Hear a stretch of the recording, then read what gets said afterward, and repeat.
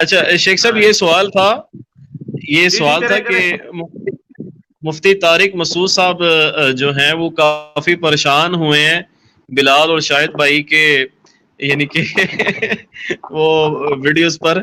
تو مفتی طارق مسعود صاحب کے لیے کوئی پیغام اگر المحنت کے بارے میں, تو ویسے آپ نے کس چیز پہ پریشان ہوئے؟ مجھے نہیں سمجھ آئی آپ کی بات کی, سمجھ نہیں آئی.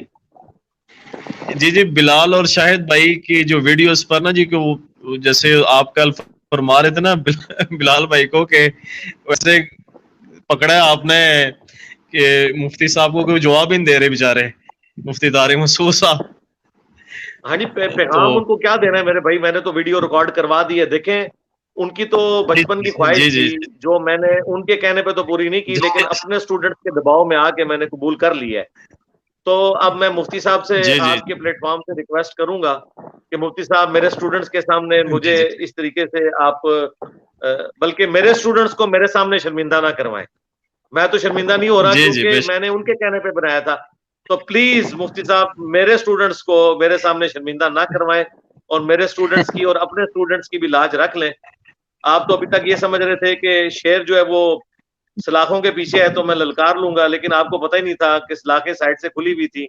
وہ تو شیر ویسے بےچارا اندر ویسے ہی بیٹھا ہوا تھا, اس کی ایک داڑھ کے اوپر جو بند کا بند ٹوٹ چکا ہے اللہ کے فضل سے.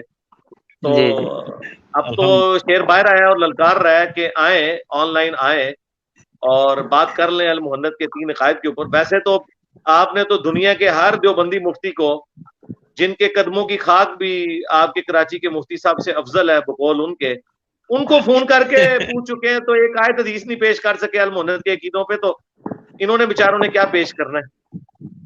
تو میں یہی پیغام ان کو دوں گا کہ حق کی دعوت قبول کریں. آپ پہ حق اب آشکار ہو چکا ہے کہ آپ کے پاس ان عقیدوں کا کوئی دفاع موجود نہیں ہے. حق قبول کریں یا پھر دفاع کے لیے سامنے آئیں. اور یہ آفر آپ کے لیے تھی, ہم نے اتنی فیاضی کا ثبوت دیا ہے, لیکن آپ نے ہمارے اسٹوڈنٹس کو اور اپنے اسٹوڈنٹس کو ہمارے سامنے شرمندہ کروا دیا. علی بھائی ایک چیز ہے, وہ ابھی ایک دیوبندی پہ آئے تھے, وہ کہہ رہے تھے کہ نا سارے عقیدے نا قرآن پاک سے ہی نہیں ثابت کرنے ہوتے, عقیدے منطق سے بھی ثابت ہو جاتے ہیں, یہ کہنا چاہ رہے تھے. جی اچھی بات ہے, سن لی ہے. جس کان سے سنی تھی اسی سے باہر نکالی ہے, دوسرے سے نکالنے کی ضرورت ہی نہیں ہے. یہ ان کو کہ یہ علم کی دنیا ہے, یہاں پہ اس طرح کی باتیں نہیں ہوتی ہیں. یعنی بھائی آج جو ویڈیو اپلوڈ کی ہے نا قادیانی سے واسطے, وہ بہت ضرورت تھی اس ویڈیو کی. میں کہتا ہوں وہ قادیانی کے لیے نہیں, غلام حیدر بھائی سوال کر لیں پھر کو دیوبندیوں کو سب کو دفن کر دیا. ویسے قادیانی کو تو کیا ہے نا, یہاں پر جو اعتراض ہے وہ بھی ختم ہو گیا ماشاءاللہ. میرے پہ اعتراض تو اس دن ہی ختم ہو گیا تھا جس دن میں نے 8 سے 1.5 سال پہلے مفتی صاحب سے کہا تھا کہ جس طرح قادیانیوں سے پہلے ختم نبوت پہ بات ہوگی, آپ سے پہلے المحنت کے عقیدوں پہ بات ہوگی.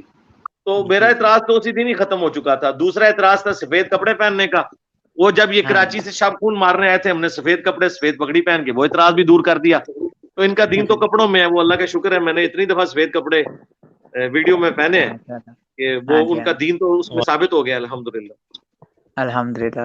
جذباتی بھی اعتراض دور ہو چکے. ہاں جی, کوئی سوال تو نہیں ہے مار بھائی آپ کا؟ اور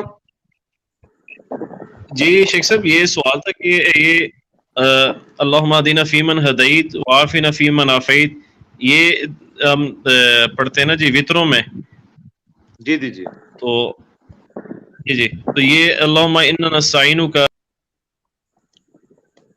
جی ارے بھائی اسلام بھائی چلے گئے, نیٹ ایشو بن گیا. ہاں جی, وہ یہ پوچھ رہے ہوں گے اللہم انا نستعینک کا, تو وہ بھی ثابت ہے قنوت وطر میں پڑھنا اس صورت میں جب قنوت نازلہ آپ پڑھ رہے ہو, یعنی کافروں کے اوپر جب آپ دعا کر رہے ہوتے ہیں نا, پھر آپ اس میں پڑھ سکتے ہیں.